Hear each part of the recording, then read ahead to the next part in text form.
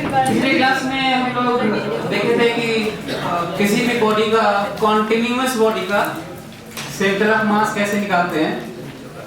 वैसे तो multiple rigid bodies भी हो सकते हैं, रिजिड बॉडीज नहीं भी हो सकते हैं, तो भी सेंटर ऑफ मास होता है। तो आइडिया लगे था सेंटर मास कहीं पे भी कैसे अटेम्प्ट करेंगे। आज हम लोग कोलिजन पढ़ेंगे और आवाज नहीं आ रही। आज हम लोग कोलिजन पढ़ेंगे। हेलो हेलो सही है। तो कोलिजन में high level force of interaction होता है बहुत शॉर्ट टाइम के लिए, तो हम लोग उसे कोलिजन बोलते हैं। कहीं पे वो एक्सप्लोजन होता है, कहीं पे पेनिट्रेशन होता है बहुत शॉर्ट टाइम में, बुलेट और ब्लॉक की बात हो तो बहुत कम टाइम में मोमेंटम और एनर्जी ट्रांसफर होता है, बहुत very short period of time में।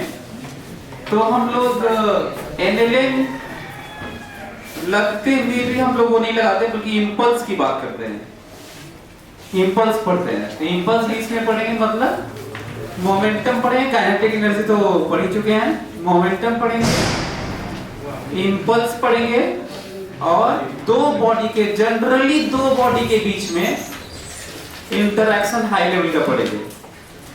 तो इससे पहले कि मैं आपको वो सारे एक्सप्रेशन, रिलेशन, कैलकुलेशन, क्वेश्चंस की पॉसिबिलिटी बताऊं, फिजिक्स में तो पहले रियलाइजेशन आता है कि क्या क्या सिचुएशन है। तो फोटो से तो अभी दिख रहा है कि कोई एक प्रोजेक्टाइल है, एक शेल है जो जाके एक्सप्लोड कर गया है दो पार्ट में, जो पढ़ेंगे बाद में। मैं अभी बहुत सारे मतलब वीडियोस जीआईएफ लेके आया हूँ और बहुत सारे फोटोज लेके आया हूँ जिससे मैं एक्सप्लेन करूंगा। मे भी हो सकता है पूरे क्लास में हम लोग बस ये समझने की कोशिश करें कि ये जो चीजें दो के बीच में, जनरली दो के बीच में, वैसे मल्टीपल पार्टिकल सिस्टम की बात है इसमें, है ना। जनरली दो बॉडीज के बीच में 95% वही होगा, दो बॉडीज के बीच में। दो बॉडीज के बीच में बता देता हूँ, एग्जांपल ले लेता हूँ। Man boat system, two block connected with spring system, gun bullet, exhaustive material and rocket, बाहर निकलता है वो आगे बढ़ता है। मंकी बैलून सिस्टम, मंकी चढ़ रहा है, बलून है चढ़ रहा है, पता नहीं क्या डिस्प्लेसमेंट, ऐसे दो सिस्टम। एक कोई बॉडी है, दो पार्ट में टूट गया, मल्टीपल पार्ट में टूट गया, दो बॉल आके टकरा के चिपक गया। सो बहुत सारी पॉसिबिलिटीज है। Electron nucleus system, sun earth system, earth moon system, dual star,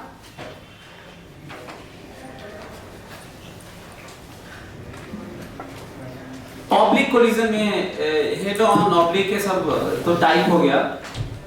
generally आप देखेंगे कि केमिकल रिएक्शन में भी होता होगा, हाइड्रोजन से आके मिल जाता होगा तो फिर स्टिक कर जाते होंगे, इनइलास्टिक कोलिजन मान लेंगे, फिर H2 मॉलिक्यूल फॉर्म होगा। तो ये इस तरह के कोलिजन इलेक्ट्रॉन का एटम के साथ, न्यूट्रॉन का एटम के साथ, एटम का एटम के साथ मॉडर्न में भी होता है। थर्मोडायनेमिक्स में जो गैसेस मॉलिक्यूल्स हैं, जो होते हैं, जो स्ट्राइक करते हैं और स्ट्राइक करके लौटते हैं, जिसके कारण चेंज इन मोमेंटम होता है, उसी को वही फोर्स क्रिएट करते हैं और बाई एरिया करते हैं, तो प्रेशर कहते हैं उसे, और पीवी बराबर एनआरटी लगाते होंगे। तो हम लोगों के लाइफ में एक्सीडेंट होता है तो वही होता होगा, दो गाड़ियां लड़ती होगी तो वही होता होगा, है ना।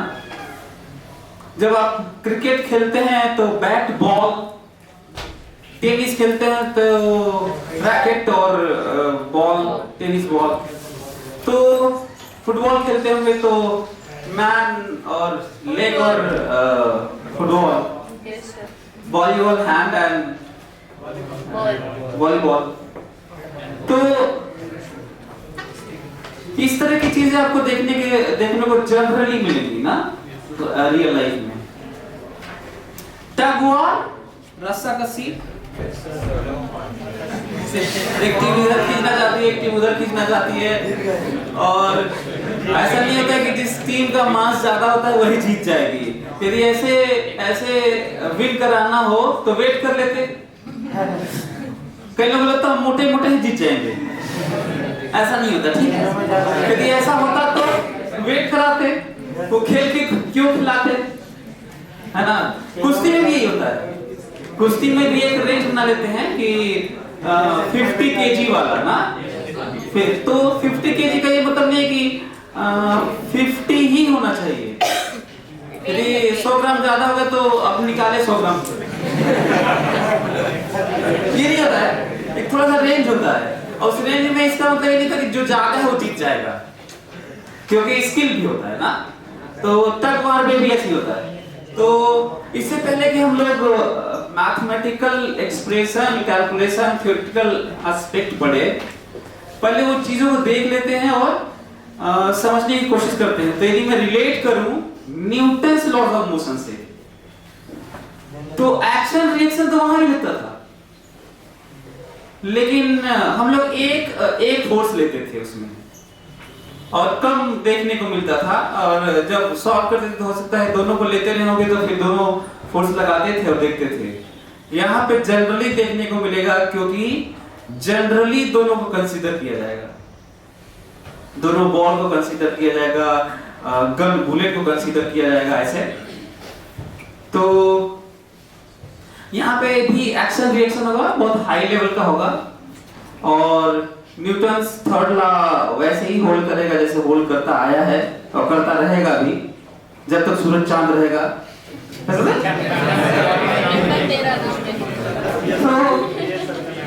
यदि मैं कहूं कि अब एक बड़ा स्टेटमेंट सुनो ना, बहुत बड़ा, खोपड़े में बिठा लो। यदि आप आपके जो जनरली 95% केस में दो बॉडीज इन्वॉल्व होंगी, तो आपके फ्रीडम के ऊपर है। आप एक का स्टडी कर लीजिए, चाहे दोनों को एक साथ कर लीजिए, दोनों को सिस्टम का हिस्सा मान लीजिए, और चाहे एक को मान लीजिए। वैसे तो हमें लगता है कि बढ़िया क्वेश्चन तब बनता होगा जब एक अलग से भी मानना पड़ता होगा, फिर दोनों को भी मानना पड़ता होगा, फिर कुछ सॉल्व करते होंगे तो आता होगा जो पूछा गया होगा। प्लानिंग है।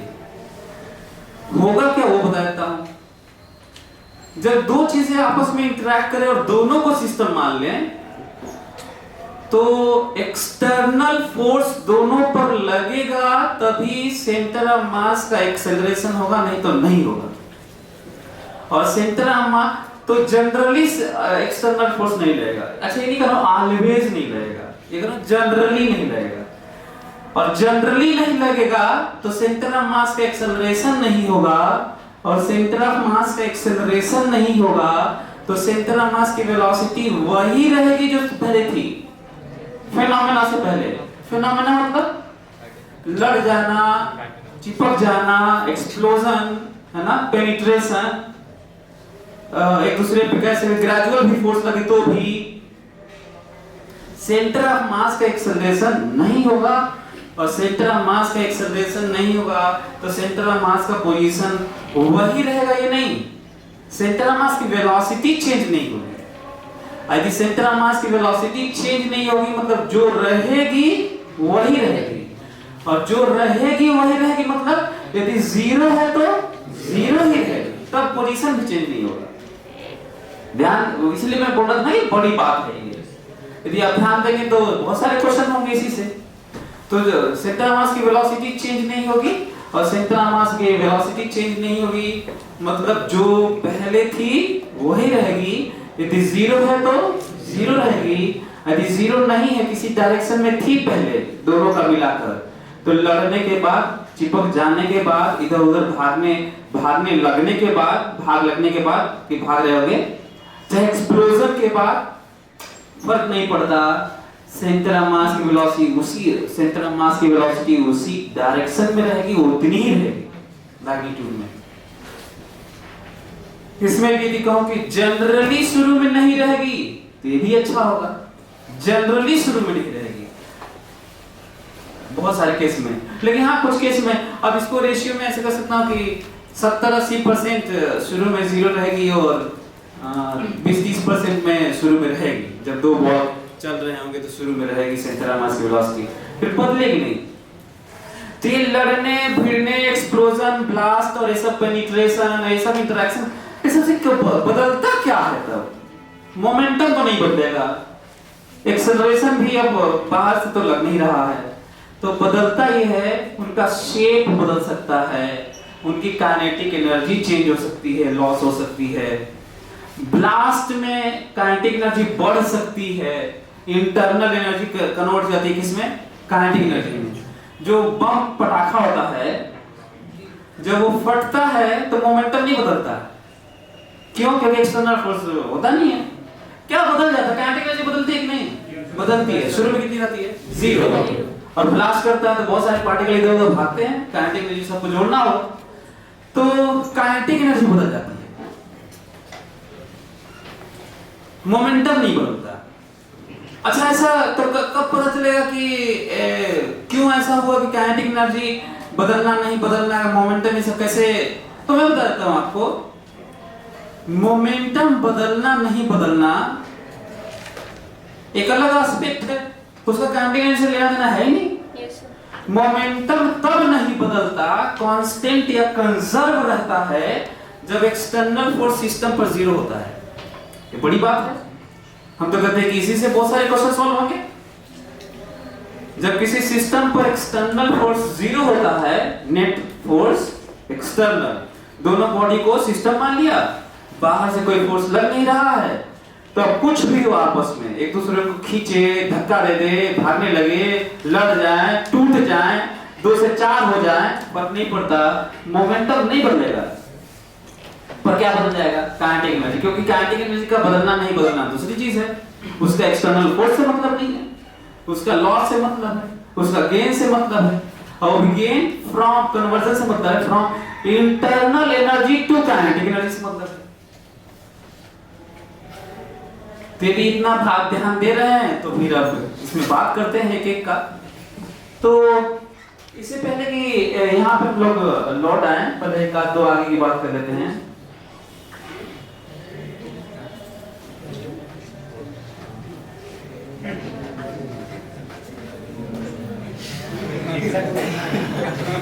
ये देखो,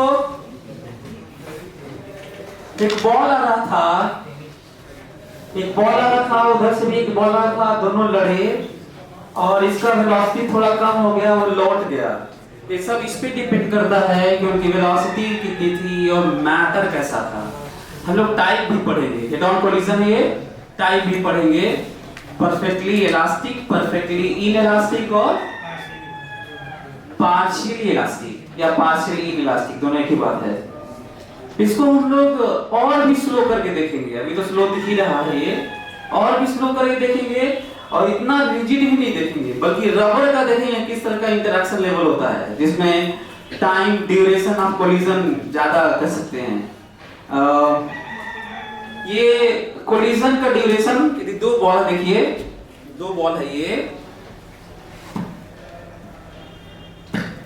ये जो ड्यूरेशन होता है फ्रैक्शन ऑफ सेकेंड होता है, मिली सेकेंड का ऑर्डर होता है, मिली सेकेंड माइक्रो सेकेंड के ऑर्डर में बात करते हैं हम लोग। तो ये देखो, ये थोड़ा स्लो है तो इसलिए और ज्यादा समझ में आ गई। देखो किस से डिफॉर्म होके फिर से वही शेप गेन कर लेता है। This perfectly elastic collision. Collision का नेचर कैसा होगा इस पे डिपेंड करता है कि लड़ने वाले मैटर कैसे हैं। कोलिजन का नेचर इस पे डिपेंड करता है, जो 3 टाइप का पढ़े होंगे। तो यदि मैटर मतलब उस तरह का यदि बात करें तो अलग बात हो जाएगी। फिलहाल कोलिजन के एस्पेक्ट से बात करें सॉलिड बॉडी का, तो तीन तरह के मैटर होते हैं जिन पे हम फोर्स लगाएं तो डिफॉर्म हो जाए और हटा दें तो वैसे ही हो जाए। इसे परफेक्टली इलास्टिक कहते हैं, परफेक्टली इलास्टिक मटेरियल कहते हैं। यदि फोर्स लगाएं और डिफॉर्म हो जाए, जैसे कोई रबर है, कोई रबर का मान लीजिए क्यूबिकल है, क्यूब ऐसे दबा देंगे तो दब जाएगा वो, और हटा लें तो वैसे नॉर्मल हो जाए, उसे क्या कहते हैं? Perfectly elastic. अच्छा, दबाएं और वैसे ही फिर हटा दें, इंप्रेशन जो फोर्स है हटा दें और फिर वैसे ही रह जाए तो परफेक्टली इनइलास्टिक। और किसी मैटर को दबाएं और दब जाए और हटा लें तो थोड़ा सा रिकवर हो पर पूरा ना हो, इसे पार्शियली इलास्टिक बोलते हैं। तो सच तो ये है कि दुनिया में ना परफेक्टली इलास्टिक बॉडी होती है ना ही परफेक्टली इनइलास्टिक होती है, पार्शियली होती है। उसी पार्शियली में ज्यादातर ऑलमोस्ट रिकवर है, पूरा तो कहीं नहीं होता दुनिया में, ऑलमोस्ट रिकवर है, थोड़ा सा बचे उसको हम लोग प्रैक्टिकली परफेक्टली इलास्टिक मानते हैं, लेकिन है तो नहीं, होती ही नहीं आइडियल बॉडी। यदि कोई चीज को दबाएं तो ऐसा नहीं हो सकता कि पूरा वैसे ही रह जाए, थोड़ा सा तो रिकवर कम से कम तो होगा।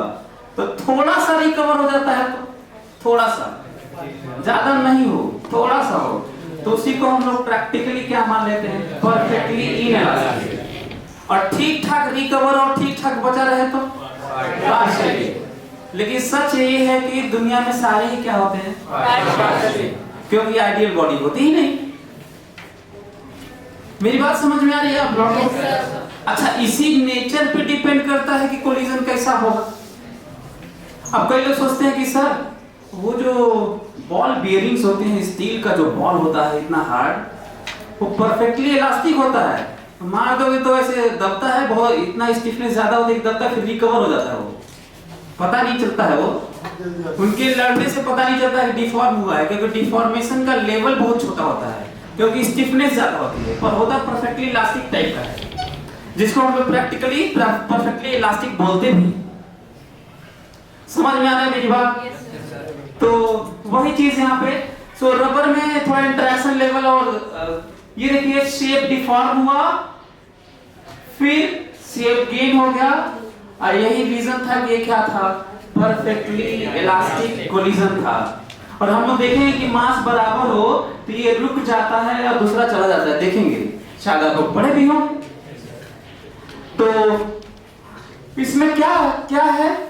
कोलिजन में क्या होता है? मोमेंटम और एनर्जी ट्रांसफर होता है। क्या ट्रांसफर होता है? मोमेंटम और एनर्जी ट्रांसफर होता है, जिसमें से क्या कंजर्व होता है, क्या कंजर्व नहीं होता है?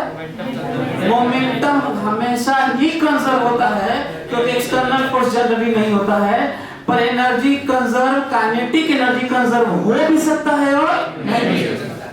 So irrespective of nature of collision, matter of bodies, colliding bodies, irrespective of nature of collision, मतलब matter of colliding bodies type of momentum is always conserved। perfectly inelastic में भी कंजर्व होता है, partially में भी होता है, और perfectly inelastic तीनों में होता है। पढ़ेंगे, अभी मैं बस नाम ले रहा हूँ टाइप्स का, अभी पढ़ेंगे थियोरेटिकली हो सकता है, लेकिन हम लोग आज इसी में रह जाए कि हम लोग चीजें हो क्या रही हैं। anyway, और क्या हो सकता है कि क्वेश्चन लिख ही लेंगे। ये देखो, ये केमिकल रिएक्शन वाला है, समझ लो। हाँ, दो हाइड्रोजन एटम आके मिले हैं, हाइड्रोजन नहीं, इलेक्ट्रॉन को ढेर है क्या यार? 2 2 4 2 6 2 8 किसमें होते हैं यहाँ? 7 है क्या? अच्छा, नाइट्रोजन है, हाँ तो नाइट्रोजन है, ठीक है। 2 नाइट्रोजन आके मिले हैं और N2 बना है। N2 मॉलिक्यूल होता है, जो भी है एटॉमिक लेवल पे इसी तरह की चीजें होती हैं। ये देखो, this is perfectly inelastic collision, लोग देखेंगे कि परफेक्टली इनइलास्टिक कोलिजन में दो बॉडी लड़ने के बाद एक साथ हो जाते हैं हेड ऑन कोलिजन में। परफेक्टली इनइलास्टिक कोलिजन में हर जगह दो बॉडी लड़ने के बाद क्या हो जाते हैं, साथ हो जाते हैं। और परफेक्टली इलास्टिक कोलिजन में यदि मास सेम हो और एक रुका रहे तो दूसरा आके मार के धक्का देके हेड ऑन कोलिजन में रुक जाता है और दूसरे को।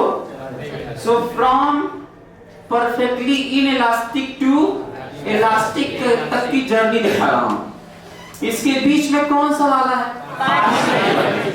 इससे मैं आपको फील कराने की कोशिश कर रहा हूं कि कोलिजन के सारे टाइप्स में कवर हो रहे हैं, इसे देखिए। बाकी तो उनकी वैल्यू देना, कैलकुलेट करना, कुछ पूछ लेना, mass, initial velocity, after this, after that, rate of separation, ये सब अलग बात होगी, कोई क्वेश्चन होगा। तो फिलहाल इन सब में ये जो कोलिजन हो रहा है मास इक्वल है, मास इक्वल है, इसमें भी मास इक्वल है, लेकिन लड़ने के बाद दोनों चल रहे हैं। देखो, लड़ने से पहले सारे केस में ब्लू वाला बॉल इक्वल मास का ही रेड के बराबर वाला रुका हुआ था, लेकिन जब यहां से आके रेड वाला जब लड़ा तो दोनों एक साथ चलने लगे, क्योंकि मैटर कैसा था, परफेक्टली इनइलास्टिक था। और यहाँ पे धक्का मार के अपने रुक गया, उसको दे दिया क्योंकि परफेक्टली इलास्टिक था।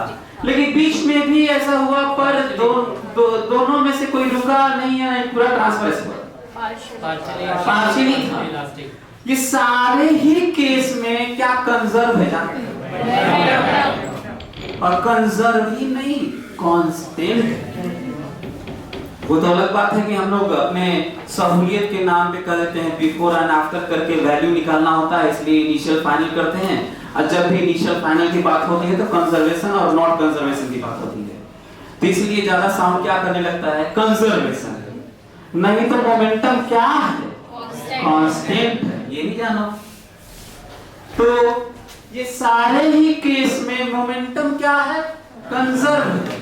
बिफोर कोलिजन, कोलिजन से पहले जितना मोमेंटम है, कोलिजन के बाद भी उतना ही मोमेंटम है, दोनों का मिलाकर ब्लू प्लस रेड मिलाकर। लेकिन किसमें काइनेटिक एनर्जी कंजर्व है, इसमें, और बाकी किसी में भी काइनेटिक एनर्जी कंजर्व नहीं है, बाकी किसी में भी काइनेटिक एनर्जी कंजर्व नहीं है। अच्छा, ऐसा क्यों कि मोमेंटम सब में कंजर्व है, काइनेटिक एनर्जी कंजर्व इसमें बाकी 5 में नहीं है, 4 में नहीं और 1 में है, ऐसा क्यों? क्योंकि मोमेंटम तो इसलिए कंजर्व होता है क्योंकि एक्सटर्नल फोर्स लगता नहीं है, तो दोनों को सिस्टम माना गया है, बाहर से कुछ लग नहीं रहा, इसलिए कंजर्व है। उसको इससे मतलब नहीं होता कि क्या लॉस हुआ क्या नहीं हुआ। और काइनेटिक एनर्जी के कंजर्वेशन का नहीं कंजर्वेशन का अलग हिसाब किताब है। इन सब में हीट लॉस हो जाता है। क्या लॉस हो जाता है? कौन सा एनर्जी हीट में कन्वर्ट हो जाती है? काइनेटिक। सबसे ज्यादा कहाँ कन्वर्ट होती है? इसमें थोड़ा, इसमें थोड़ा, इसमें थोड़ा, और इसमें कुछ भी कन्वर्जन नहीं होता, पूरा ट्रांसफर हो जाता है। Got it? Yes sir. और यही रीजन है हीट में और साउंड में भी यही रीजन है कि इन सब में आवाज आएगी, लेकिन इसमें आवाज नहीं आएगी। यदि आवाज आ ही नहीं कि लॉस हुआ, क्योंकि साउंड एनर्जी में भी जाना है ना, उसमें तो साउंड एनर्जी में भी चला जाएगा। तो इसीलिए परफेक्टली इलास्टिक कोलिजन में साउंड भी नहीं आ सकता। लेकिन आप कहेंगे सर स्टील का बॉल मारते हैं तो टन से आवाज आती है। हाँ, तो मैं कब कहा था कि परफेक्टली इलास्टिक है, very close to perfectly elastic. समझ आ रहा है? आगे हाँ, ये देखिए, ये है, ये आके मिले हैं H2 पानी, फिर क्या हो गए, ये हो गए। ये देखो OH कैसे आया है, ये पहले अपना एक तो इसका इलेक्ट्रॉन था, उसका भी अपना था, आए मिले और ये फॉर्म हो गया, जिसको पढ़ते हैं there is also collision like. ये देखो इसको मार भगा दिया, ये अपने पास रख लिया, ये सब इसलिए बता रहा था क्योंकि fundamentally every subject is what physics. सच है ये, आप लोग नहीं मानते होंगे? मानते हो लोग? अच्छा, ये देखिए ये इसमें बहुत से ट्रांसमिशन ऑफ मोमेंटम, फोर्स हुआ मोमेंटम, और ये बॉडी ऐसा हुआ कि इस पे इफेक्ट ही नहीं पड़ा और ऐसे ही रह गया ये वाला, क्योंकि इस पे फोर्स चारों तरफ से लगा भी तो नेट कितना था? 0। इसलिए ऐसे रह गए, बाकी भाग गए। खेल आप लोग कैरम खेलते हैं? यस। स्नूकर खेले हैं? Yes sir. स्नूकर कौन खेला है? बड़ी मार मैं जानता था स्नूकर तो नहीं खेले होंगे। ये देखिए आप लोग,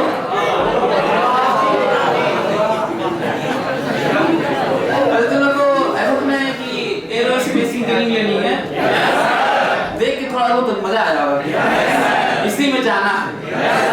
हाँ तो कल्पना चावला पहले हो जाने दीजिए सर। ये देखो फिर इसमें दो पार्ट, किसी भी मोमेंट पे हम दो पार्ट ले सकते हैं। हर एक मोमेंट पर जस्ट बिफोर एंड आफ्टर बात कर सकते हैं। एग्जॉस्टिव मटेरियल सेपरेट हुआ, बहुत हाई फोर्स लगाता है, इसी के द्वारा उस पे तो पीछे जाता है, और एक्शन रिएक्शन हर जगह चल रहा है जो बात कर रहे हैं।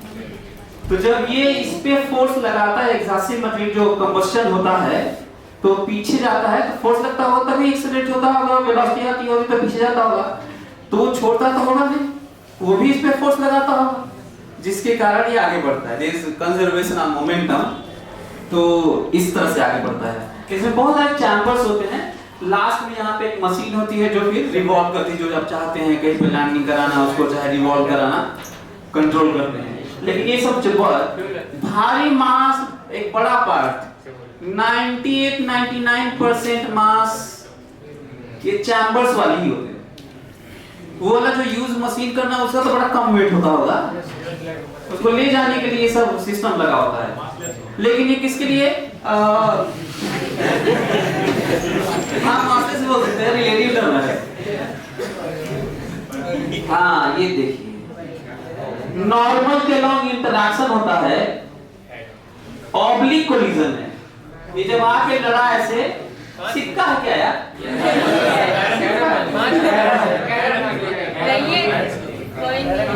जो भी है ऑब्लिक कोलिजन कैरम में देखते होंगे आप लोग। कैरम में एक तो हेड ऑन होता है, पहले इससे मारते हैं, मैं इससे मारता हूँ। इसलिए ऐसे मारना पड़ता है क्योंकि एक बार चोट लगी थी इसमें, तो फिर इससे शुरू किए, फिर शुरू हो गया, फिर ये लगा। तो आप जब आपको कैप्चर करना होता है पॉइंट को, और किनारे रहता है और यहाँ से मारना होता है, तो किनारे मारते हैं, that is oblique collision, head on collision नहीं होता है। अच्छा, इसमें भी ऑब्लिक हो चाहे हेड ऑन हो, चाहे किसी भी तरह का कोलिजन हो, मैटर हो, मोमेंटम तो कंजर्व रहेगा ही रहेगा। और यही नहीं, ये भी जानो मोमेंटम नेट कंजर्व तो होता ही है, हर डायरेक्शन में कंजर्व होता है, क्योंकि जब फोर्स लग ही नहीं रहा है तो आप कोई डायरेक्शन भी ले सकते हैं। जब फोर्स लग ही नहीं रहा है तो किसी भी डायरेक्शन में नहीं लग रहा होगा एक्सटर्नल, तो हर डायरेक्शन में कंजर्व होता है। हालांकि जनरली आपको हेड ऑन कोलिजन मिलेगा अभी फिलहाल, लेकिन जनरली कुछ पार्ट में आपको ऑब्लिक भी मिलेगा। ये देखिए फिर से, जब कोई चीज कॉस्को की बॉल या रबर की मारते होंगे, मैं इसलिए स्टील का इसकी बात नहीं कर रहा हूँ क्योंकि उसमें डिफॉर्मेशन कम दिखेगा। तो रबर की बॉल आप मारते होंगे, फिर लोड जब आता है तो उसमें एक मोमेंट ऐसा आता है, ball slow motion, collision with the ball, collision with the ball.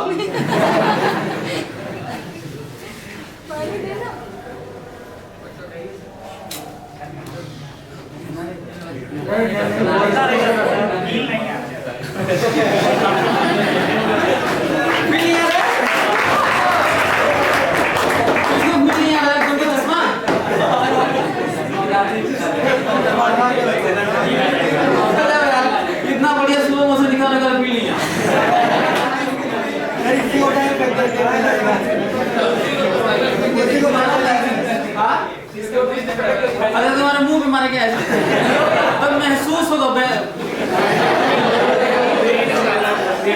वो फोर्स वाला कोलिजन। अच्छा ऐसा करके करूँगा तो चला भी जाएगा ना तब सबसे ज्यादा महसूस होगा जब जिंदगी भर के लिए उसकी आंखें चली जाएंगी बड़ी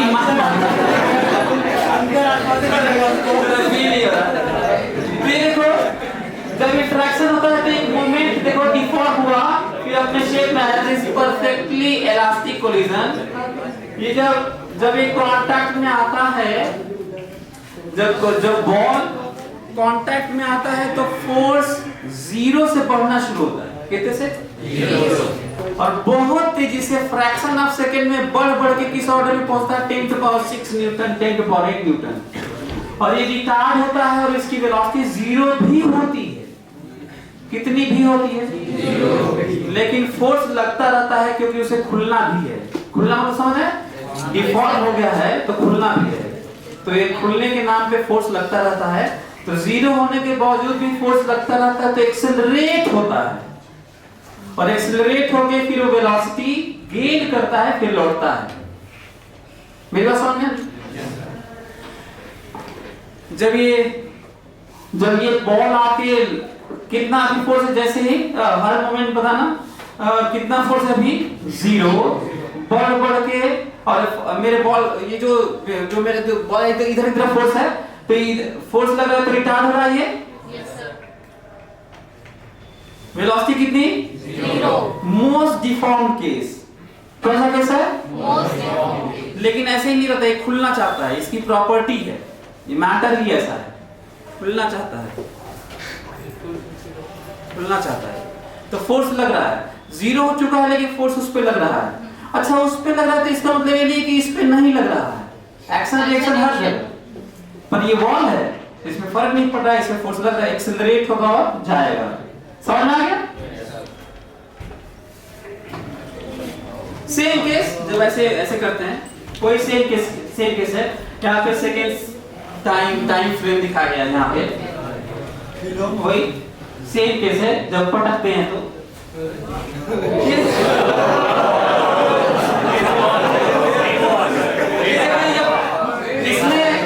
इसमें जो हिट हुआ है इसके पास वेलोसिटी पैर से ऑलमोस्ट वर्टिकल मिली है लेकिन अच्छी बात थी कि उसके साथ में हॉरिजॉन्टल वेलोसिटी खत्म नहीं हुई थी इसीलिए जितने से ये गिरा है वेलोसिटी जो मिला है जा रहा था तो ऊपर से वहीं पे आया देखो क्योंकि उसके पास हॉरिजॉन्टल वेलोसिटी उतनी ही थी ना।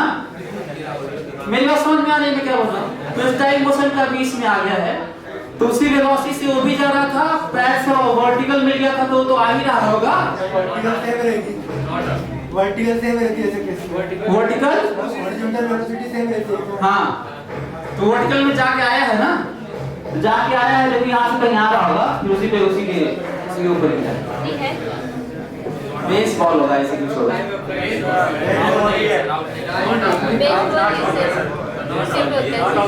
ओवल शेप है ना ओवल शेप है पता नहीं जो मैं बता रहा हूँ वो सब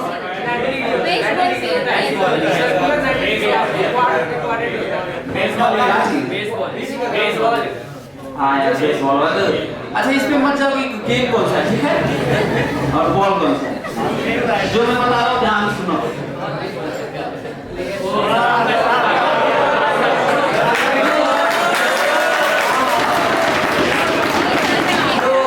ये जो मैं खेलता हूँ इसलिए लेके आया हूँ इम्पल्स है जब आप पैर से मारते हैं तो बहुत शॉर्ट पीरियड ऑफ टाइम में बहुत हाई लेवल का फोर्स लगता है और मोमेंटम गेन कर लगता है।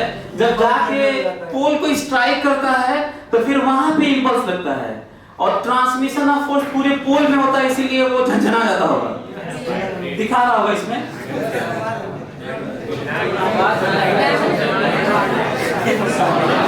दिख रहा होगा मेरे से पास में थोड़ा दिक्कत हो रहा है समझ में कम आ रहा है।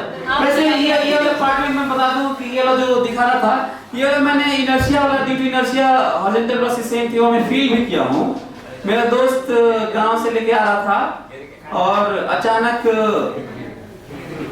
अगल बगल छर्रा हो रहा था, रोड कंस्ट्रक्ट हो रहा था और हम लोग को इधर से जाना था पर इधर से ट्रक आ रही थी, तो अब मजबूरी में और उसका वो इतनी हाई स्पीड से गाड़ी चलाता है, 110 की स्पीड थी, पैशन बहुत तेज।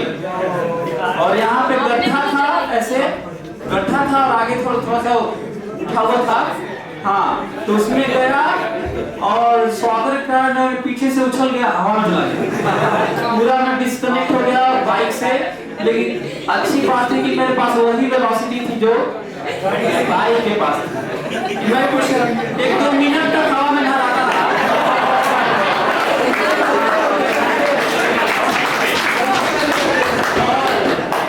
थैंक्स टू इनर्शिया कि मेरे पास वेलोसिटी थी और फिर मैं तो हवा में मान चुका था, मैं गया, लेकिन फिर से मैं आके उसी पे एग्जैक्टली वहीं बैठ गया। यदि वो एक्सेलरेट कर दिया तो मैं पीछे गिर गया होता, यदि वो ब्रेक लगा दिया तो आगे फटा गया होता मैं, लेकिन अच्छा हुआ कि वो ब्रेक, उसके पास उतनी ही वेलोसिटी थी, मेरे पास भी हॉरिजॉन्टल में उतनी वेलोसिटी, हमको सॉकर से तो ऊपर मिली थी ना, तो ऊपर उछल गया था, लेकिन हॉरिजॉन्टल वेलोसिटी वही थी जो अभी आप देख रहे हैं, और फिर वहीं पहुंच गया था। ये देखिए, इस पे क्वेश्चन भी बनता है कि जब ये स्ट्राइक कर रहा होता है, डिफॉर्म होता है, तो फिर स्प्रिंग की तरह बिहेव करता है, तो ये उसे बहुत ज्यादा मोमेंटम मिल जाता है, तो इस पे क्वेश्चन भी बनता है ना, तो इस पे क्वेश्चन देखेंगे भी, करेंगे भी, बस इसको वीडियो फॉर्म में इसलिए दिखा रहा हूँ क्योंकि यहाँ पे करके फिर वो सब बॉल लाना, उस तरह से प्रैक्टिस करके इस पे छोड़ देना ताकि लास्ट में भी जाके उसे उछले, ये सब प्रैक्टिस से इसका आया होगा, तो इसलिए दिखा रहा था कि आप लोग जब करेंगे तो उसको महसूस कर सके, जब वो क्वेश्चन आए तो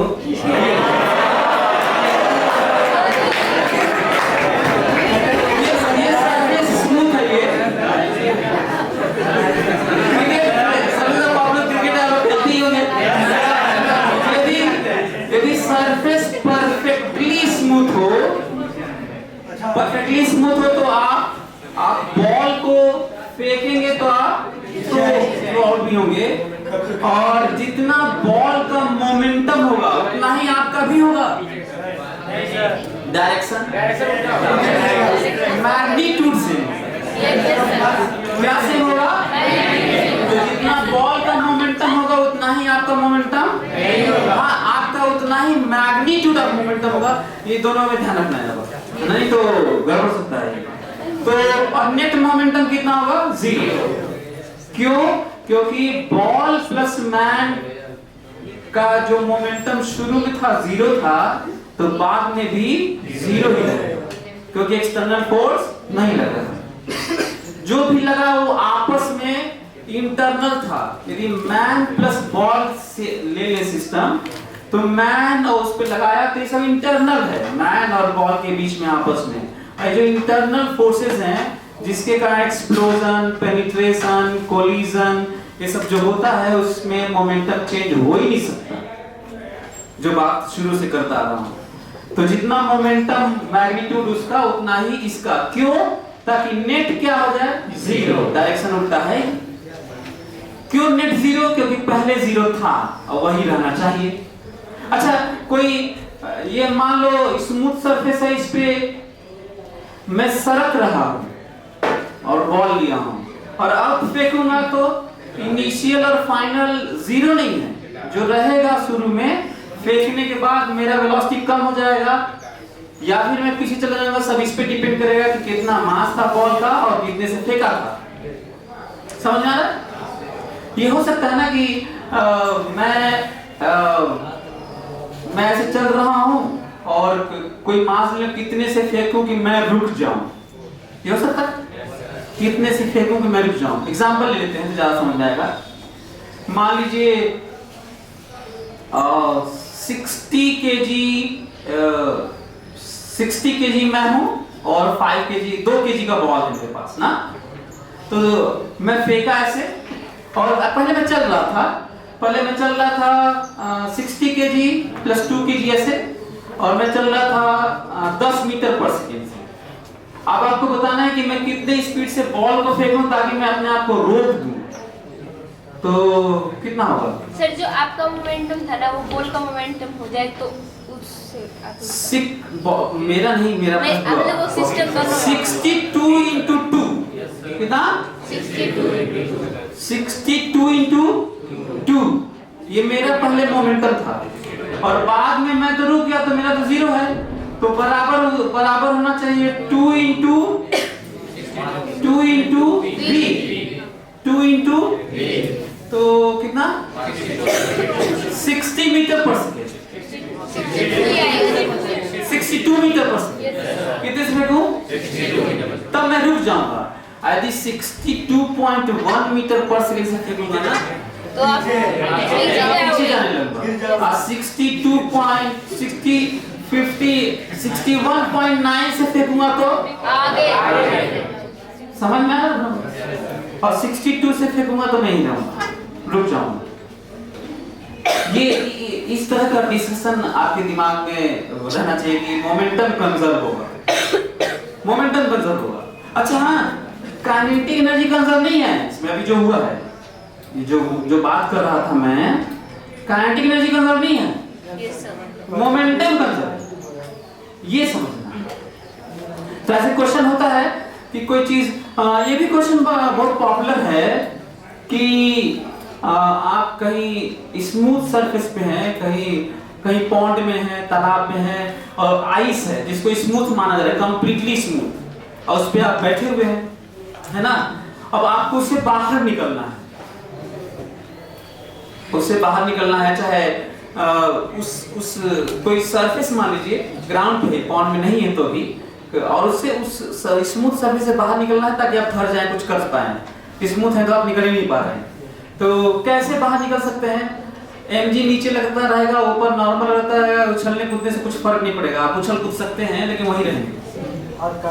तो क्वेश्चन ये रहता है कि छींक के, थूक के, सूसू करके, कपड़े उपड़े हैं तो आप कपड़ा उपड़ा निकाल के फेंक दीजिए, हाथ काट के फेंकेंगे। चाकू लगे कौन देगा तुमको? ऐसा बोलोगे तो तुम्हारे पास हो तो इतना नेगेटिव थॉट कौन रखता है? अच्छा तो फिर सुनो, तो इसमें जो ऑप्शंस रहते हैं उसमें ये है, यही आंसर है स्नीजिंग ना। तो आप छींक के या थूक के ऐसे, तो थूक थोड़ा गंदा होने लगा, मुंह भी थोड़ा खराब होने लगा, तो सुसु करके तो अब कुछ और करके तो और गंदा हो जाएगा।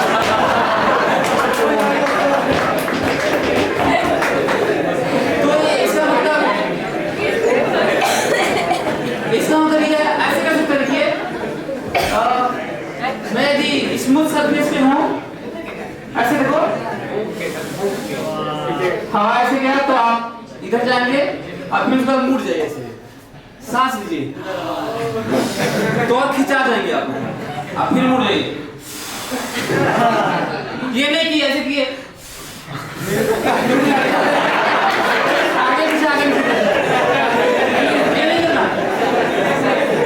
आप मानिए कूदेंगे तो पीछे जाएंगे, तो फिर ले सांस लीजिए, फिर आगे भी चले जाएंगे। तो आपको वो करना होगा जो मैं बता रहा हूँ, मतलब फूकिए तो आप दिखा। अच्छा बॉडी तो मोड़ सकते हैं, ऐसा नहीं है, बॉडी इंटरनल से मुड़ता है ना अपने आप। इधर खींचिए। तो वैसे एक सूरदास को श्रृंगार रस का और करुण रस का एक बहुत बड़ा कवि है, तो वो बताते हैं कि एक प्रेयसी अपने प्रियतम के वियोग में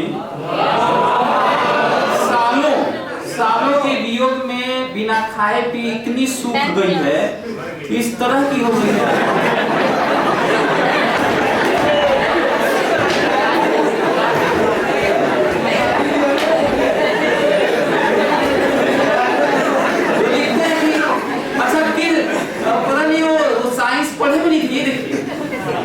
साइंस पढ़े भी नहीं थे लेकिन मोमेंटम कैसे ज्ञान था उनको पता नहीं।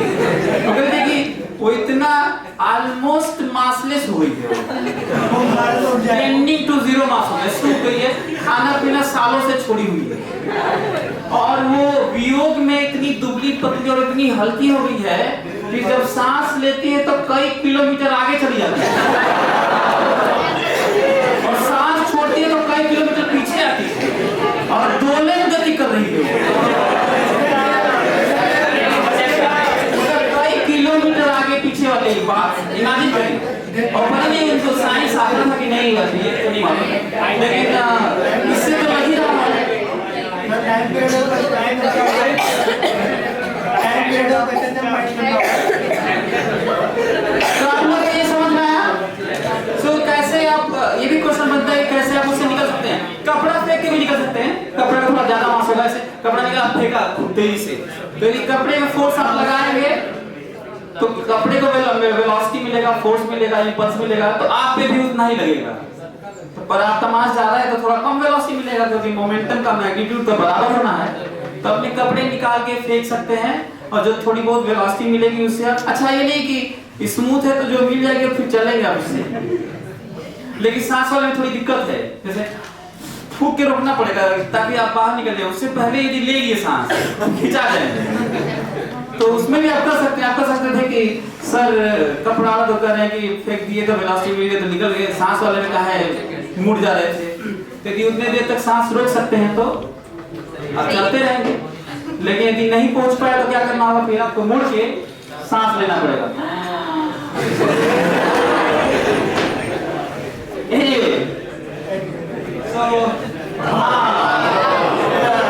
दो पार्ट है, एक पार्ट ये है और एक पार्ट ये है। जब ब्लास्ट हुआ ये दो पार्ट में ब्रेक हुआ, बहुत सारा पार्ट काइनेटिक एनर्जी में कन्वर्ट हो गया, तो छोटे छोटे पार्ट में, लेकिन मोमेंटम अभी भी जीरो है, मोमेंटम जीरो है, लेकिन काइनेटिक एनर्जी जीरो नहीं है। पहले काइनेटिक एनर्जी भी जीरो था और मोमेंटम भी जीरो था, लेकिन अब इंटरनल एनर्जी जो बम होता है उसमें इंटरनल एनर्जी किस में कन्वर्ट हो जाती है? दैट इंटरनल एनर्जी में is a form of chemical energy. Chemical energy किस में कन्वर्ट हो जाती है? Kinetic energy. और मोमेंटम नहीं, मोमेंटम क्यों नहीं बदलता? क्योंकि इस पूरे बॉडी पर एक्सटर्नल फोर्स नहीं लगता। तो मोमेंटम के बदलने नहीं बदलने का अलग कारण है और काइनेटिक एनर्जी बदलने नहीं बदलने का अलग कारण है। अच्छा, इसलिए मैं सब बता रहा था कि जब क्वेश्चन करें हम लोग थ्योरेटिकली समझें तो आप रियलाइज कर पाए चीजों को। अगेन इस बार है सारा ही परफेक्टली इलास्टिक बॉडी है। इस बार वो केस लिया हूं जिसमें नहीं सारा ही नहीं, इसमें दोनों बॉडी मूव कर रहे हैं, अभी भी वही है। This is what perfectly elastic and this is what perfectly elastic, लेकिन दोनों का मास सेम है और कोलिजन हेड ऑन है। From perfectly inelastic collision to perfectly elastic collision, mass equal head on collision, दो बॉल।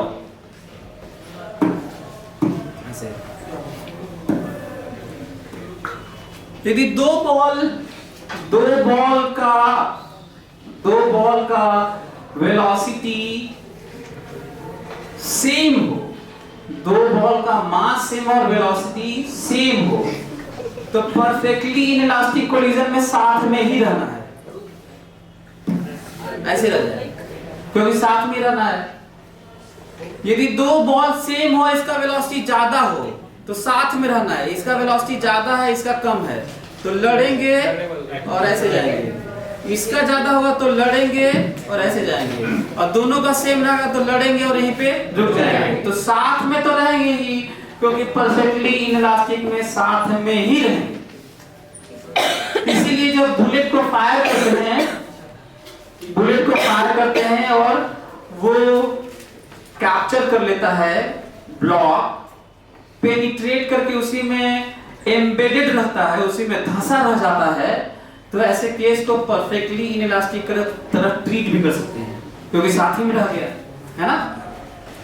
तो ये कौन सा वाला है? ये परफेक्टली इलास्टिक, ये वाला परफेक्टली इनइलास्टिक, और ये सारे केस पार्शियली अच्छा ये सारे केस पार्शियली वाले क्यों हैं? ये तो परफेक्टली इलास्टिक टाइप के लग रहे हैं।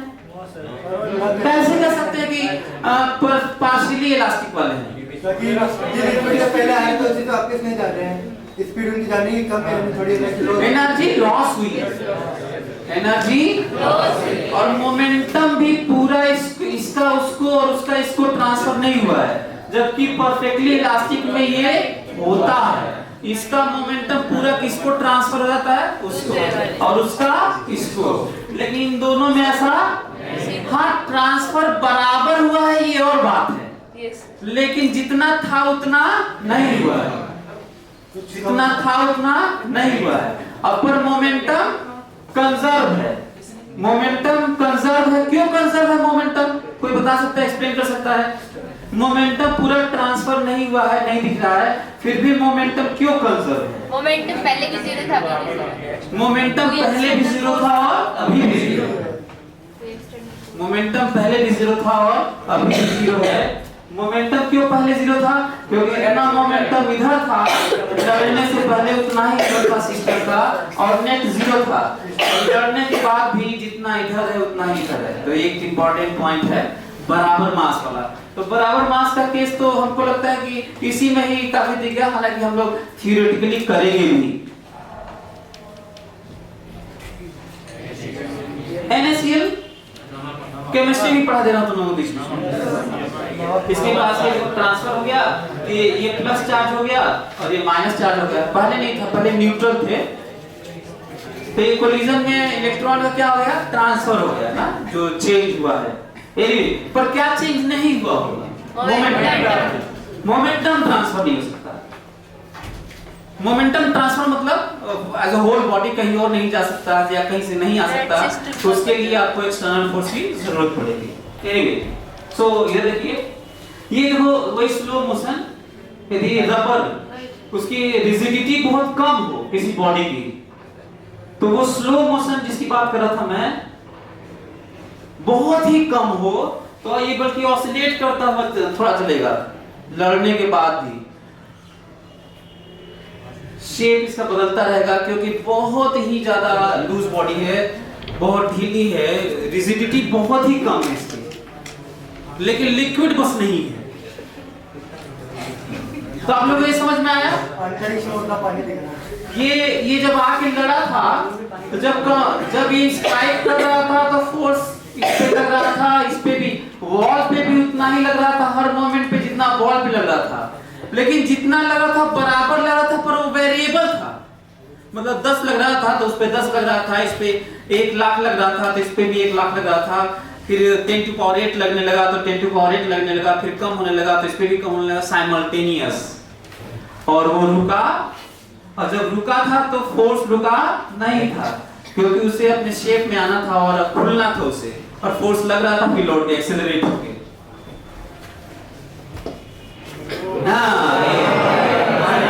केमिस्ट्री है, क्या कहा था? केमिस्ट्री पढ़ा था, बायोलॉजी, जियोलॉजी, फिजिक्स और फिजियोलॉजी सब है।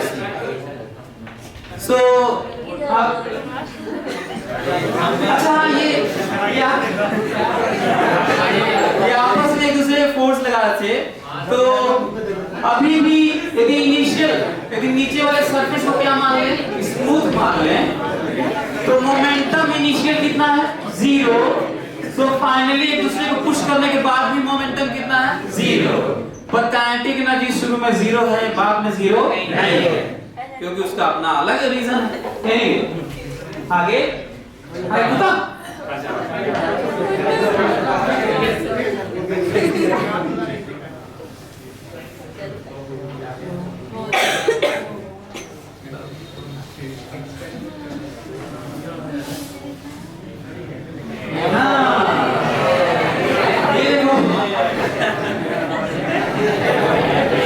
यदि सरफेस स्मूथ हो, मास अलग अलग हो चाहे सेम, फर्क नहीं पड़ता। यदि पूरा सिस्टम एज अ होल, दोनों पूरा सिस्टम एक साथ लिया जाए, तो मोमेंटम शुरू में 0 है, तो हर मोमेंट पर 0 होगा।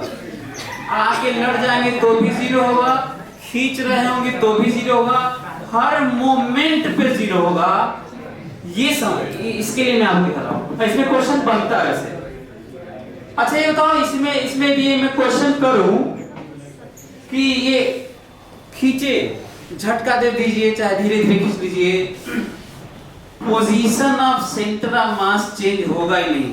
ये खिंचाए, आके लड़ जाए, बहुत तेज लड़ जाए और भी तेजी स्पीड से भाग जाए दोनों तरफ, सेंटर ऑफ मास का पोजीशन चेंज नहीं होगा। कौन एक्सप्लेन कर सकता है क्या?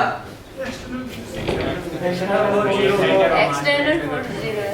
तो सेंटर ऑफ मास देखो ऐसे करना होगा, सेंटर ऑफ मास शुरू में सेंटर ऑफ मास की वेलोसिटी 0 है। शुरू में रुके हुए थे, सेंटर ऑफ मास की वेलोसिटी 0 है।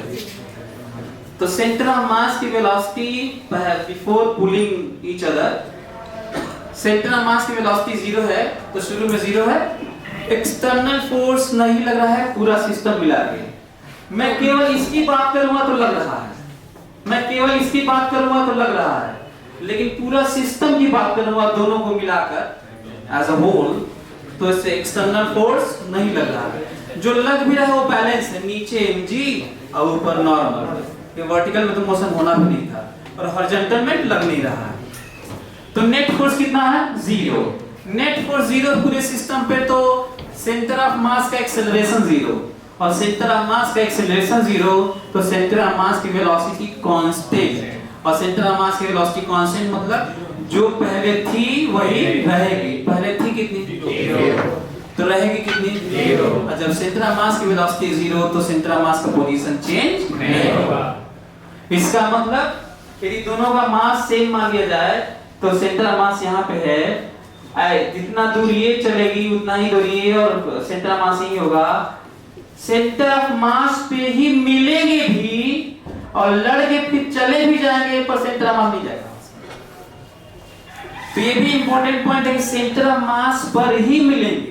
ये कौन प्रूव करेगा कि सेंटर ऑफ मास पे मिलना मस्ट है, इररिस्पेक्टिव ऑफ डिफरेंट मासेस और same mass. Centre of mass पे यदि इसका मास 60 kg है, इसका मास 100 kg है, तो भी सेंटर ऑफ मास पे मिलेंगे। कैसे प्रूव करेंगे आप? M1 R1 से कुछ जितना डिस्टेंस में वो होगा उतना डिस्टेंस चल के आना पड़ेगा। नहीं कैसे मालूम? खुद नहीं डिस्टेंस मालूम। मास जिसका ज्यादा हो उसके पास सेंटर ऑफ मास होगा, उसके तरफ एक सेंटर ऑफ मास होगा। नहीं, आपको ये प्रूव करना है कि यही क्यों होगा, वहीं पे दूसरी जगह क्यों नहीं मिल सकते, थोड़ा सा बगल में। सर फिर सेंटर ऑफ मास से सेंटर ऑफ मास की पोजीशन चेंज नहीं होगी। अब मान लो ये सेंटर ऑफ मास से अगर थोड़ा इधर आके मिलते हैं, तो इसका मतलब है कि इसका कुछ मास उधर होगा, तभी सेंटर ऑफ मास यहाँ आ रहा है। मगर ऐसा हो ही नहीं रहा, आगे आ गया। थोड़ा और अच्छे से ऐसे कर सकते थे कि जब वो मिलेंगे तो दोनों बॉडी एक जगह है, तो सेंटर ऑफ मास वहीं होना होगा। और कहीं और मिलेंगे तो सेंटर ऑफ मास डिस्प्लेस हो जाएगा। यदि जब मिलेंगे तो दो मास, दो पार्टिकल एक ही जगह है, तो सेंटर मास कहीं दूसरी जगह थोड़ी होगा, वही होगा। तो सेंटर ऑफ जब मिलेंगे तो सेंटर ऑफ मास वही होगा, तो इसका मतलब वही मिलना होगा तब। नहीं तो दूसरी जगह मिलेंगे तो शिफ्ट करना होगा। मेरी बात समझ में? ये ज्यादा अच्छा था, यही इसलिए पूछा कि ऐसा क्यों बोल रहे हो कि उतना जितना वो M1 R1 चलेगा तो M2 R2 चलेगा, तो थ्योरेटिकली रिजल्ट है ना ये। तो आपको पता है, आप ये बताएं वही क्यों मिलेंगे? तो वही इसलिए मिलेंगे क्योंकि जब मिलेंगे तो सेंटर ऑफ मास वही होना चाहिए, और कहीं और मिलेंगे तो वहां होगा, इसका मतलब शिफ्ट हो जाएगा। और जबकि शिफ्ट नहीं होना था, क्योंकि सेंटर ऑफ मास पर चलना नहीं था, क्योंकि सेंटर ऑफ मास की वेलोसिटी आनी नहीं थी, क्योंकि सेंटर ऑफ मास का एक्सेलरेशन नहीं हुआ था। Got it? Yes sir.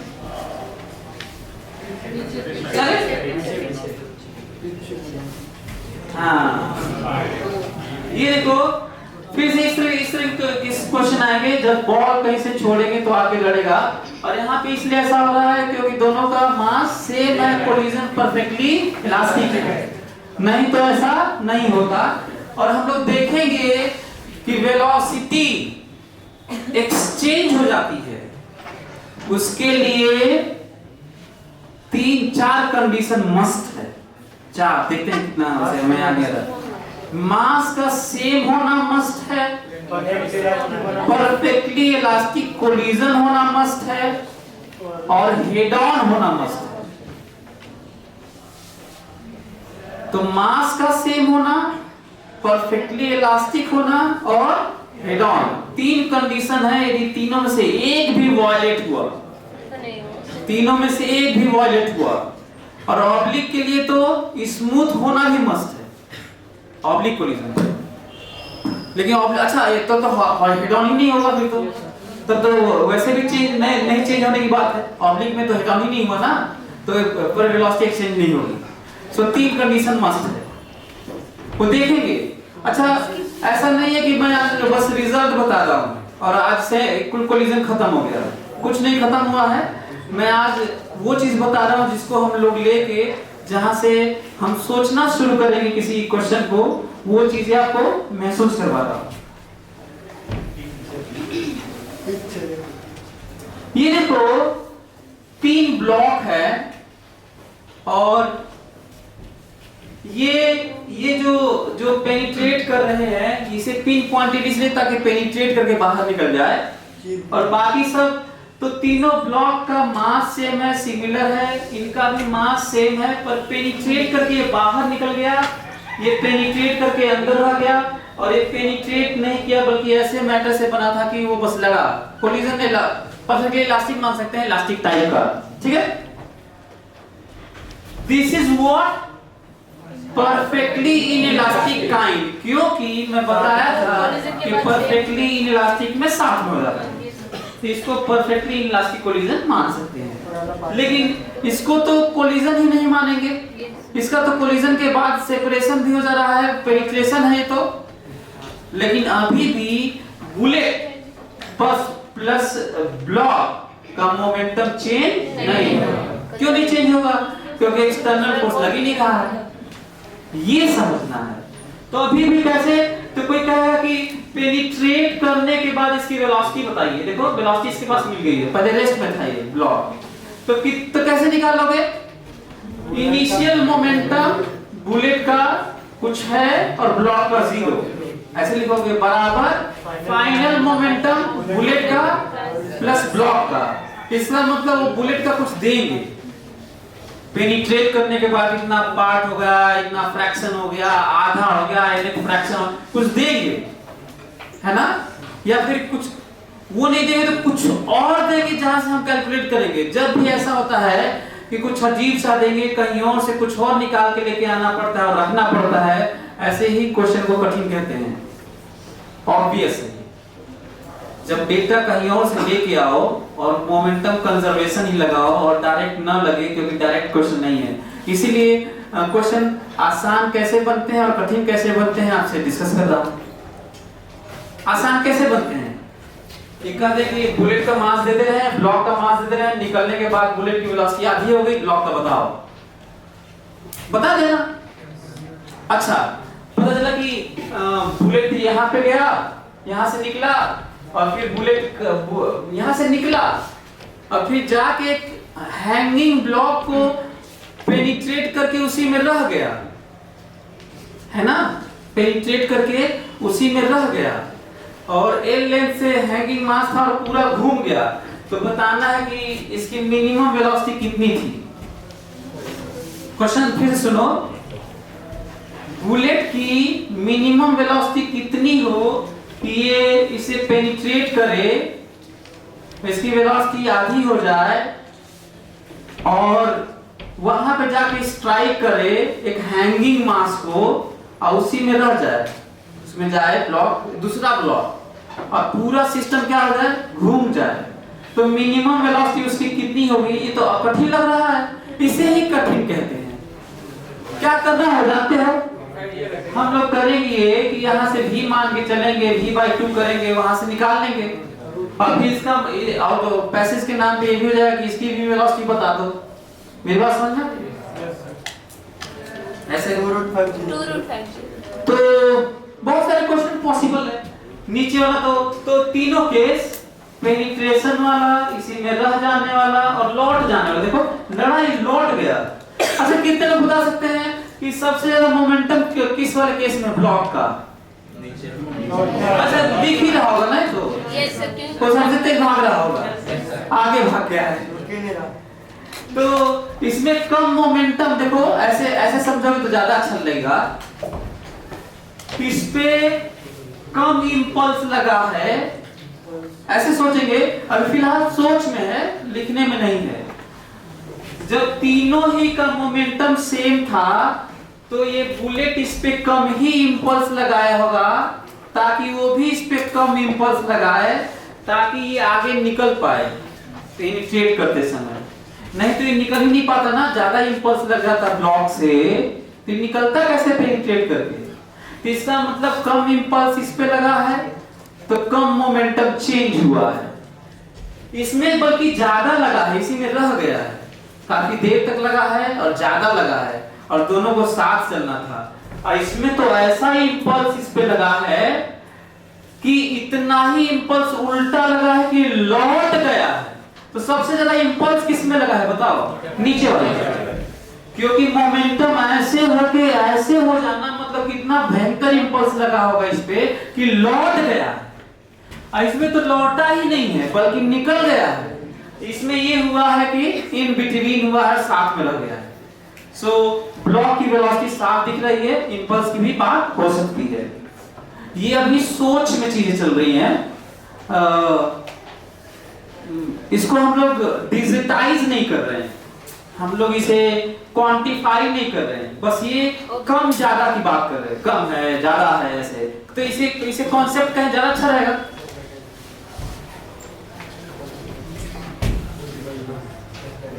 हाँ, ये देखो फिर से वही न्यूटन्स थर्ड लॉ तो हर जगह अच्छा, पिछला वाला केस में न्यूटन्स थर्ड लॉ नहीं था? पिछला वाला, जस्ट पिछला वाला था। न्यूटन्स थर्ड लॉ कहाँ नहीं होता है? सब जगह होता है। न्यूटन्स थर्ड लॉ कहाँ नहीं होता है? सब जगह होता है। बस हम कौन सा छोड़ रहे हैं? क्वांटम कंप्यूटर, क्वांटम मैकेनिक्स, जहाँ पे चीजें क्वांटाइज होने लगती हैं तो क्लासिकल मैकेनिक्स वाला थोड़ा फील्ड टाइप लगता है ना, तो उसको मैं अभी बात नहीं कर रहे हैं। देखो, जब यहाँ पे केमिकल एक्सप्लोजन हुआ यहाँ पर, तो यहाँ पे प्रेशर बढ़ा तो फोर्स लगा। इस फोर्स से बहुत हाई लेवल का फोर्स लगा। फोर्स को, बहुत high level force, very short time को इंपल्स कहते हैं, और वैल्यू होती है f dt इंटीग्रेशन या f into delta t f average into. तो वेलोसिटी मिल गया। तो जब इस पे फोर्स लगा तो इस पे भी तो फोर्स लगा होगा, ठीक है? तो इसे रिक्वायर्ड स्पीड बोलते हैं, है ना? यही केस इसके लिए भी था। ये देखो, जिस समय ये इस पे फायर किया गया था कैनन शेल, तो जितना इंपल्स इस पे लगा होगा उतना ही इस पे भी लगा होगा। इसके दो कंपोनेंट हुए होंगे, एक नीचे की तरफ और एक इधर की तरफ। नीचे वाला कौन बैलेंस कर दिया होगा? नीचे वाला कौन बैलेंस कर दिया होगा? लेकिन इसको बैलेंस करने वाला कोई नहीं, हॉरिजॉन्टल वाला, बात ही। इसलिए चलना पड़ा उसे। और मोमेंटम, तो मैं ये कहूं कि बॉल का जितना मोमेंटम का मैग्नीट्यूड था उतना ही है, बॉल का जितना मैग्नीट्यूड ऑफ मोमेंटम था उतना ही इसका होगा। ये सही नहीं है। मैग्नीट्यूड भी नहीं, मैग्नीट्यूड भी बराबर नहीं है। क्यों? क्योंकि इसके पास वही वाला मैग्नीट्यूड है जो बॉल का इधर वाला है। समझना लगा? क्योंकि एक फोर्स ऐसे लग के रोका भी तो गया है, वाई वाला गड़बड़ है। आ रहे समझ में? फिर से सुनो, मैं क्या बोल रहा हूँ। मैं कह रहा हूँ कि इस पे इंपल्स लगा तो इसको वेलोसिटी इधर मिली, तो बॉल को मोमेंटम इधर मिला। तो बॉल पर जब इंपल्स इधर लगा और इधर मोमेंटम मिला, इंपल्स से मोमेंटम ही मिलता है। इंपल्स लगा तो मोमेंटम मिला, तो मोमेंटम उतना ही इंपल्स का इस पे भी मिला होगा। बिल्कुल एक्शन रिएक्शन की तरह इंपल्स भी होता है और हर जगह होता है। तो जितना इंपल्स बॉल को मिला उतना ही टोप को भी मिला, और इधर मिला। इसके दो कंपोनेंट, एक नीचे और एक इधर। लेकिन नीचे वाला रोक दिया गया, जीरो कर दिया गया ग्राउंड के द्वारा। कौन सा वाला रहा? तो इसका मतलब ये कहेंगे कि बॉल का momentum just after firing, ball का मोमेंटम का मैग्नीट्यूड क्या टैंक जो तोप है उसके मोमेंटम के मैग्नीट्यूड के बराबर है, तो इसका आंसर इसका आंसर है कि नहीं, बराबर नहीं है। किसका ज्यादा है? बॉल का। किसका ज्यादा है? बॉल का। लेकिन इसमें बराबर है मैग्नीट्यूड। अच्छा, मोमेंटम बराबर नहीं है, मोमेंटम बराबर नहीं है, मैग्नीट्यूड बराबर है। इस पर क्यों ऐसा बराबर? यहाँ पे क्यों बराबर? क्योंकि बॉल को उधर मिला तो इसको इम्पल्स इधर मिला, इधर कुछ रोका होगा नहीं है। ये अंतर है। ये फिर से माइक्रो सेकेंड का ऑर्डर है। बॉल जब आके टच करता है, ये फोटोज हैं, लिया गया फोटो एक बहुत हाई लेवल रिजोल्यूशन वाले कैमरे से, तो ये जब आके टच करता है तो शुरुआत होती है नॉर्मल 0 से। कितने से?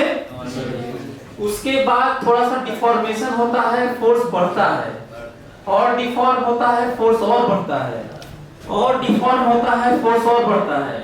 सबसे ज्यादा डिफॉर्म होता है और मैक्सिमम फोर्स होता है। और यदि परफेक्ट, अच्छा हाँ, एक और चीज, मैक्सिमम डिफॉर्मेशन, यदि बॉल का मैटर परफेक्टली इनइलास्टिक मैटर हो तो शेप ऐसे ही रह जाएगा और चू जाएगा वहीं से। इमेजिन करो कि गोबर उठा के मारे हो दीवार पे, पक जाएगा। हाँ, थोड़ी देर में चू जाएगा, सूख जाएगा। अच्छा वो हाँ, तो उसके लिए उसमें भूसा भी मिलाते हैं, काम की हो लगे। अरे तो क्या खराब क्या है इसमें यार? मैं किया हूं तो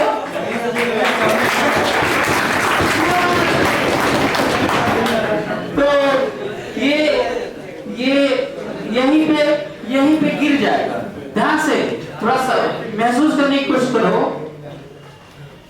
क्यों गिर जाएगा? क्योंकि जैसे ही मैक्सिमम डिफॉर्म्ड होगा, दोनों की वेलोसिटी सेम होगी, मतलब बॉल की 0 है तो इसकी भी 0 होगी, तो उसको रीशेप वाला कोई कंडीशन नहीं है। इसका मतलब एक फूलना नहीं चाह रहा है, फूलना नहीं चाह रहा है। यदि थोड़ा सा भी खुलना चाहता ना तो फोर्स लगता है, एक्सीलरेट होकर थोड़ा जाता। अब पूरा खुलना चाहता तो जितनी स्पीड से आता उतने से जाता। अब थोड़ा खुलना चाहता तो थोड़े से जाता, लेकिन खुलना ही नहीं चाहता है। तो परफेक्टली इलास्टिक केस में तो अब यहीं पे ऐसे ही इसी शेप में गिर जाएगा। लेकिन यदि पार्शियली इलास्टिक है तो ये कंडीशन आएगी, और परफेक्टली इलास्टिक है तो ये कंडीशन आएगी। क्लियर हो रहा है क्या आपको? तो इसके आगे बढ़ेगा क्योंकि खुलना चाह रहा है, फोर्स लग रहा है, और वेलोसिटी अब इधर एक्सेलरेशन वेलोसिटी आ रहा है। अभी पूरा नहीं खुला है तो अभी एक्सेलरेशन है, अभी पूरा नहीं खुला है तो अभी एक्सेलरेशन है, जस्ट खुल के अब छूट रहा है। वी शेप, बॉल का शेप पूरा हो गया है। तो ये पूरा फोटो लिया जाए तो कौन सा कंडीशन है? परफेक्टली इलास्टिक का। किसका है? परफेक्टली इलास्टिक का, जो दिखाया गया है। पार्शियली इलास्टिक तो ये होता, ये भी होगा। इसका मतलब यहां तक irrespective of nature of colliding matter of ball, यहां तक सबका होगा। इंपॉर्टेंट पॉइंट, यहां तक सबका होगा, यहां तक यहीं पे खत्म हो जाएगा। यदि क्या होगा तो परफेक्टली इनइलास्टिक। यदि यहाँ पे खत्म हुआ तो यहाँ पे खत्म हुआ तो यहाँ पे खत्म हुआ तो मैं मान सकता हूँ कि अभी थोड़ा सा बाकी है ना, और यहाँ पे खत्म हुआ तो सेपरेशन यहाँ पे और रीशेप। तो ये है, गॉट इट? Yes sir.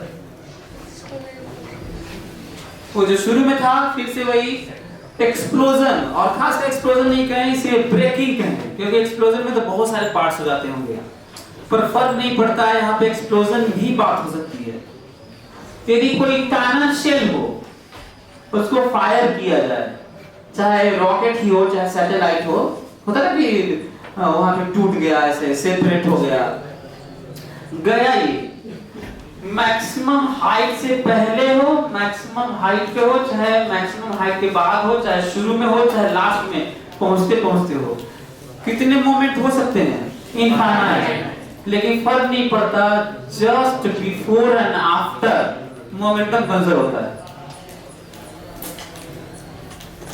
बावजूद इसके कि mg फोर्स लगता है, एक बड़ा पॉइंट ये है, ध्यान से सुनोगे, जो नॉर्मल से फोर्सेस हैं, यदि वो लगे भी, ध्यान से, जो नॉर्मल से एक्सटर्नल फोर्सेस हैं, एक्सटर्नल फोर्सेस वो लगे भी पर नॉर्मल टाइप के हों।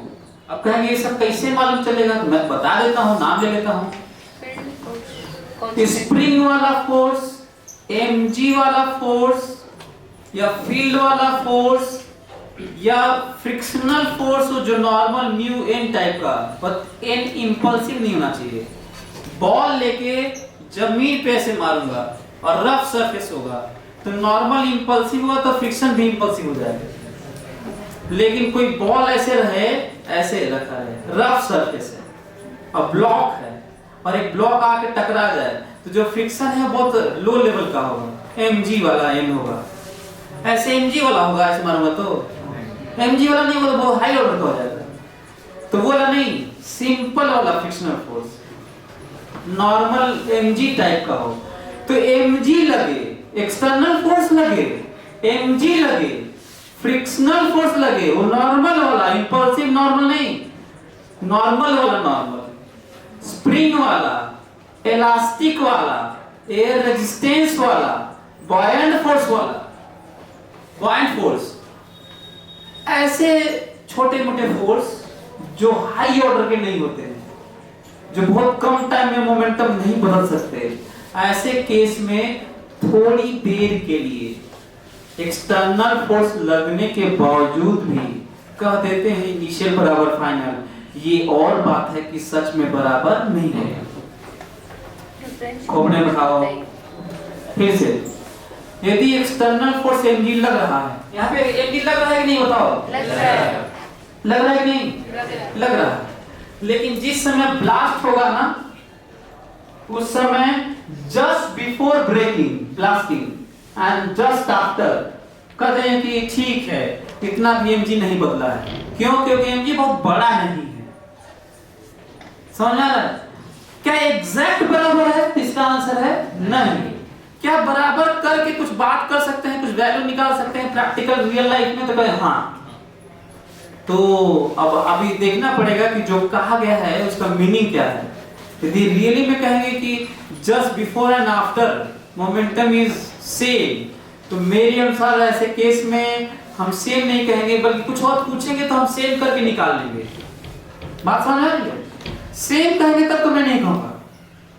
अब वो सही में सेम के नाम पे कुछ कहें तब तो अलग बात है, पता चले उसी को सही कर दें।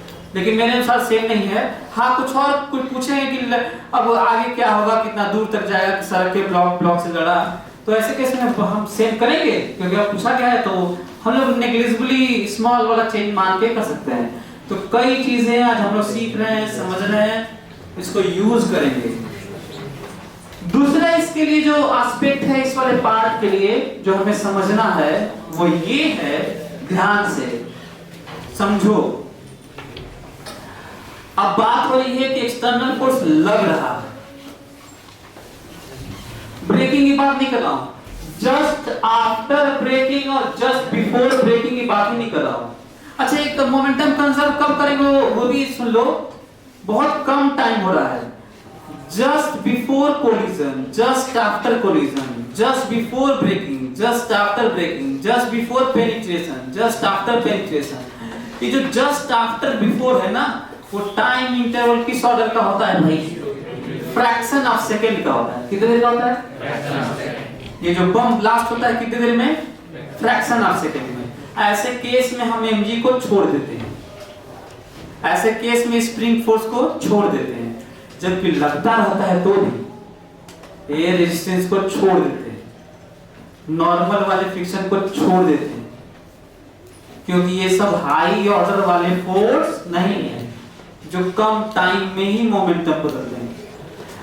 तो ऐसे अच्छा, तो इसके लिए एक अच्छा पॉइंट यदि स्टेटमेंट तो ज्यादा समझ में आएगा, छोटा फोर्स हो तो उससे टाइम ज्यादा दे दो तो मोमेंटम बदलेगा, या बहुत बड़ा फोर्स हो और कम ही टाइम दे दो तो भी बदलेगा। अच्छा, बहुत बड़ा फोर्स है, बहुत ज्यादा टाइम दे दो तब तो बहुत बड़ा बदल देगा। लेकिन छोटा फोर्स हो और बहुत कम टाइम दो तो इतना कम बदलेगा कि हम लोग कंजर्व मान लेते हैं। Got it? यदि नॉर्मल फोर्स है, मैं कहूं कि mg है, तो जिस mg को मैं कई जगह नेग्लेक्ट कर रहा हूं, क्या 2 सेकंड के लिए नेग्लेक्ट करोगे? अभी छोड़ूंगा तो मोमेंटम 0 है, थोड़ी देर में हो जाएगा, तो ये थोड़ी मोमेंटम कंजर्व है, कांस्टेंट है। समझ में आ रहा है? हालांकि थियोरेटिकली मैं दिखाऊंगा और अच्छे से, लेकिन अभी फिलहाल बता रहा हूं, उसको भी ध्यान देना होगा। तो अब आते हैं, यदि mg लग रहा है,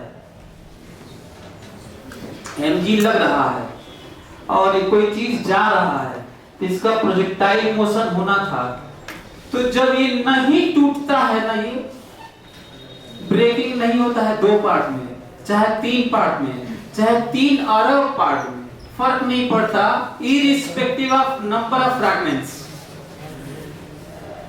नहीं ब्रेक होने से पहले, एक्सप्लोजन से पहले जो पाथ होना चाहिए सेंटर ऑफ मास का, जो पाथ होना चाहिए, वो टूटने के बाद भी, चाहे 2 में, चाहे 3 में, चाहे 1000 में, और चाहे हाईएस्ट पॉइंट पे, चाहे पीछे, चाहे आगे, पाथ सेंटर ऑफ मास का वही होगा जो होना चाहिए। क्योंकि mg जो लग रहा था वही मोड़ के इसको बना रहा था, और एक्सप्लोजन के बाद इस पाथ के लिए जो एक्सेलरेशन मोड़ता है वेलोसिटी को, और जो पाथ बनता है उसमें कोई भी चेंज नहीं आ सकता, क्योंकि हमारे पास उसको चेंज करने के लिए रीजन नहीं है। कैसे रीजन नहीं है? आप क्या करेंगे? यही करेंगे, ब्लास्ट हुआ तो मोमेंटम तो बदला ही नहीं, मोमेंटम बदला नहीं, पोजीशन वही था। पूरे मास का एक्सेलरेशन लोगे m1 a1 plus m2 a2, तो सब पे mg लग रहा होगा। नीचे total mass g common, m गायब, तो सेंटर ऑफ मास का अभी भी एक्सेलरेशन किधर था? नीचे g था। तो क्या ब्लास्ट होने से फर्क कहां पड़ा? यही कारण है कि यदि ब्लास्ट नहीं होता तो पाथ ऐसे रहता, इसका ऐसे।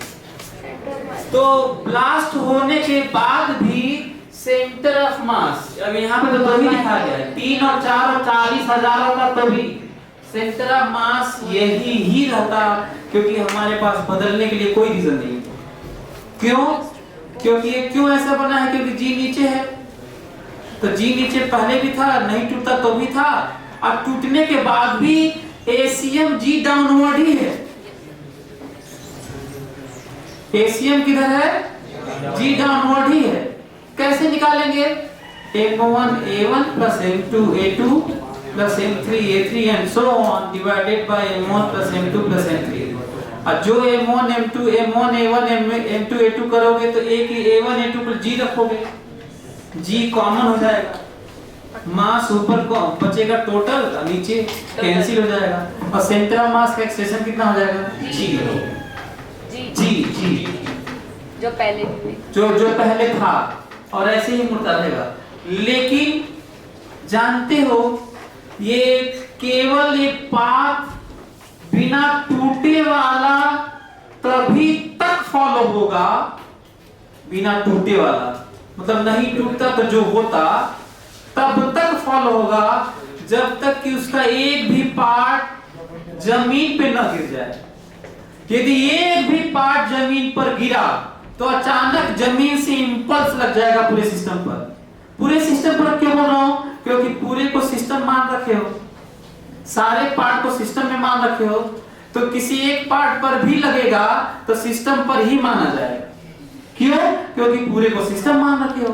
तो एक पार्ट भी गिरा जमीन पर, उसी समय पाथ बदल जाएगा। यहां तक चलता रहा, सब हवा में रहा, ब्लास्ट होने के बाद सारे पार्टिकल हवा में, तो ये इसी पे चलता रहेगा। एक पार्ट भी जमीन पर गिरा नहीं कि अचानक बदल जाएगा, इधर हो जाएगा। क्यों? क्योंकि अचानक इंपल्स लगेगा ग्राउंड का और पाथ बदल जाएगा। समझ आ रहा है क्या आप लोगों को? टाइम तो नहीं हो गया?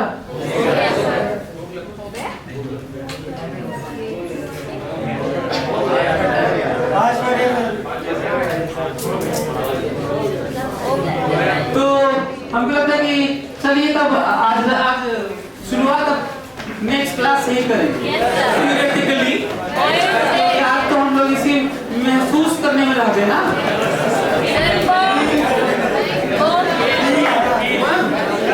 अच्छा बैठ बैठ कोई नहीं सुना दो। अरे इसको बंद कर देना कैसे? अच्छा बंद मत करो यार।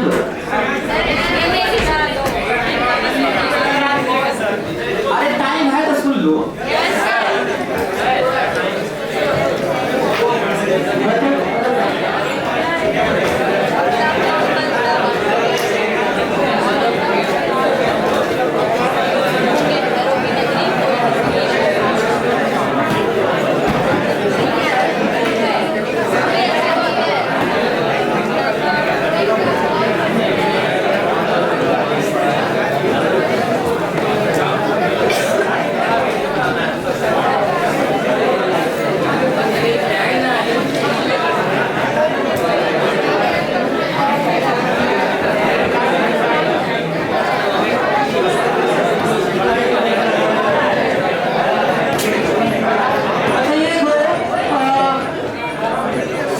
मैं अक्सर इस पे लिखता हूँ, जिंदगी की खूबसूरती पे ज्यादा लिखता हूँ और नेचर की ब्यूटी पे ज्यादा लिखता हूँ। तो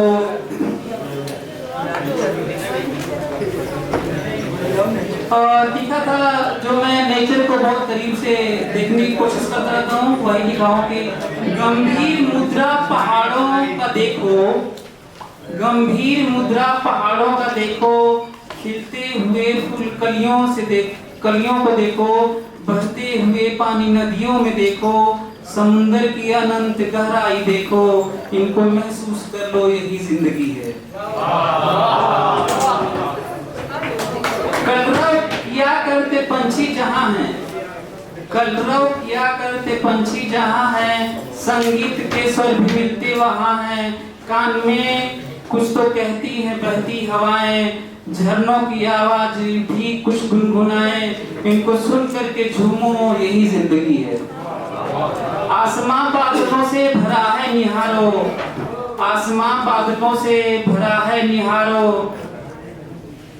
भीग कर बारिशों में तुम खुद को सिहारो, रात में टिमटिमाते हैं तारों की लड़ियां, चांद सूरज से जुड़ती हैं कड़ियों से कड़ियां, इन कड़ियों को जानो, यही जिंदगी है।